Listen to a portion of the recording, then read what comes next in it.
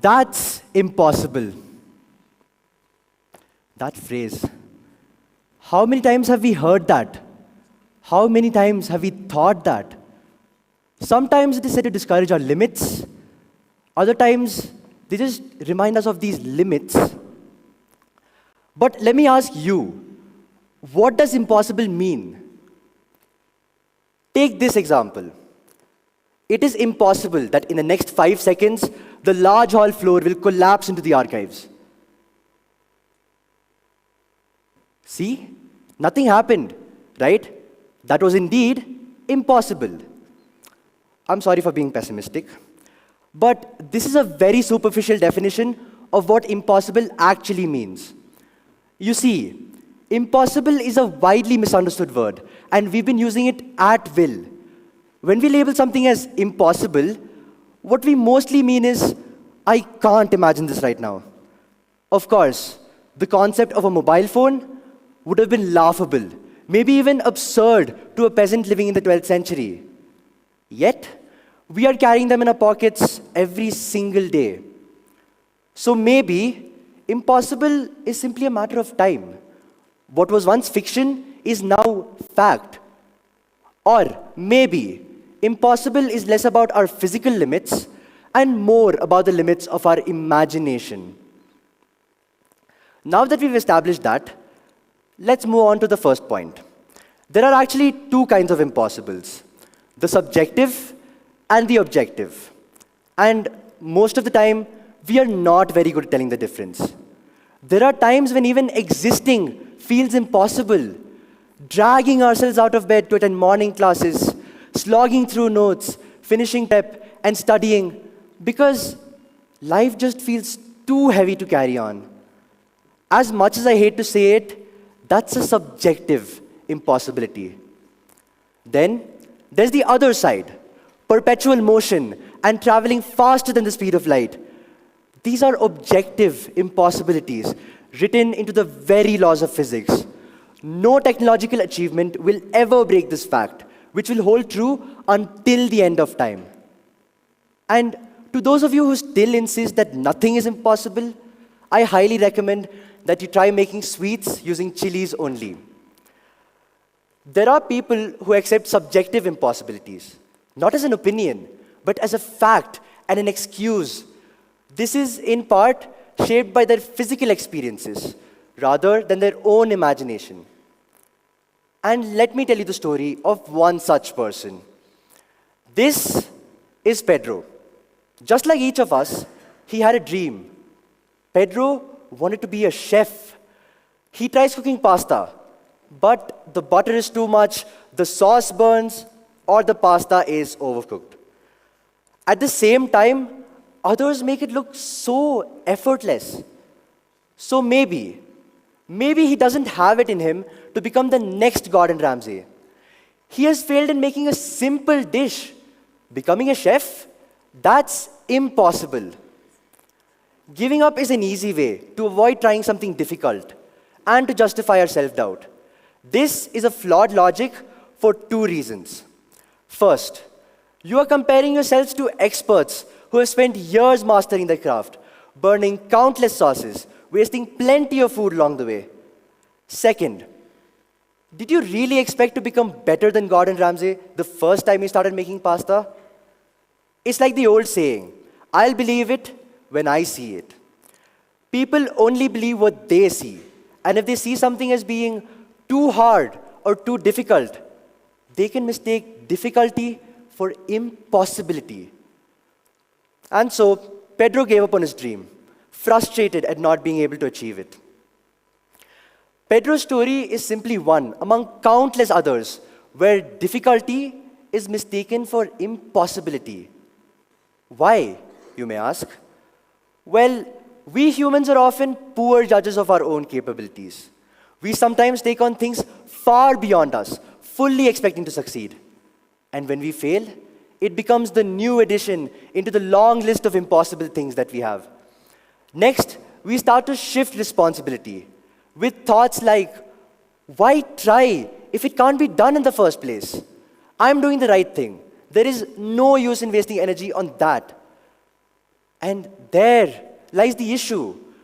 When we label something as impossible, we transform a temporary state of, I can't do this right now, to a permanent state of, I am incapable. Ultimately, we settle into the warmth of certainty. And society. Society doesn't make it easier. Society is inherently conservative, slow to change and adapt. It prefers the safe, beaten path. It tells us, why art? Why don't you become a doctor? Don't start a business. Become an engineer instead. The meaning of impossible is twisted to kill creative thought in the cradle. Superstition, religion, and expectations strengthen these boundaries further. History is full of examples, like the strong opposition to the idea that the earth was round, as opposed to this. This illustrates how institutions drew a rigid boundary and called it law. The more rigidly society draws these boundaries, the more the individual begins to feel that their own fears and failures are also ordained. That is how subjective impossibilities sneak into our minds, not through evidence, but through habit. And I am guilty of this as well. For the longest time, I believed speaking on stage like this was impossible. Stages made me shake, stammer, and sweat profusely. My knees would go weak even before I stepped on stage. And it is a miracle that I'm here talking to all of you. It took me a long time to give my first piano recital and some more time to speak on stage, though I'd say it is far from perfect. But eventually, I learned that the barrier wasn't real. It took a crucial shift in my perspective to see that. And that is the same shift Pedro now experiences. After his failed pasta, Pedro decides to take a walk on the beach. The setting sun painted the sky in beautiful shades of orange and purple. He stepped on something sharp and winced in pain. But he continued walking. And that was when it hit him. Life is like taking a walk on the beach. We get to enjoy the beautiful sunset. Sometimes we step on something sharp and shout in pain. But do we never go to the beach again because there might be something else sharp? No. We continue reveling in the grandeur and beauty around us. We build sandcastles along the way, knowing well that the unforgiving waves will eventually wash away the structures. This brings me to my final point. Our existence challenges the impossible. We grow up, take our first steps, learn, reproduce, get a job, grow old, and eventually we fade away. We meticulously build our sandcastles, our life, knowing that it will all come to an end. The fact that we exist is extraordinary.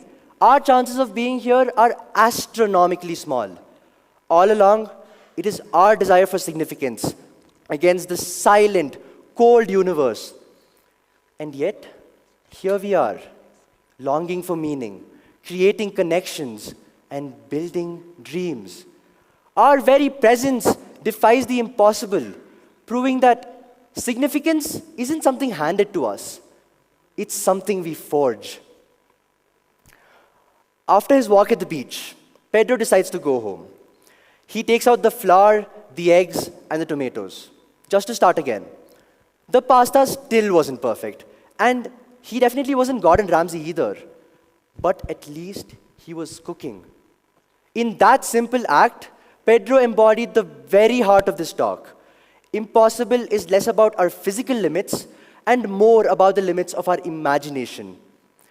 And that is exactly what challenging the impossible must be about. We shouldn't risk because it's easy or hard. We should risk simply because the challenge exists. When George Mallory was asked why he wanted to scale Mount Everest, he replied, "Because it's there." So I ask you, every single one of you, if everything was possible, then what would be the point in struggle, in creativity? What would be the point in daring at all? As I conclude, challenges that seem impossible don't in any way make our lives worse. They are part of life itself. Science calls us sentient, thinking beings.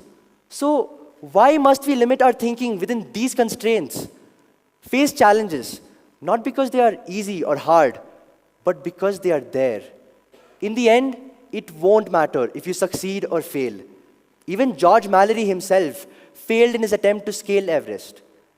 Now, I do not hold the power to magically change your vocabulary. But I can tell you this. Impossible and not possible are two completely different words and have two very different meanings. Think of your own impossibilities and ask this one question. So what?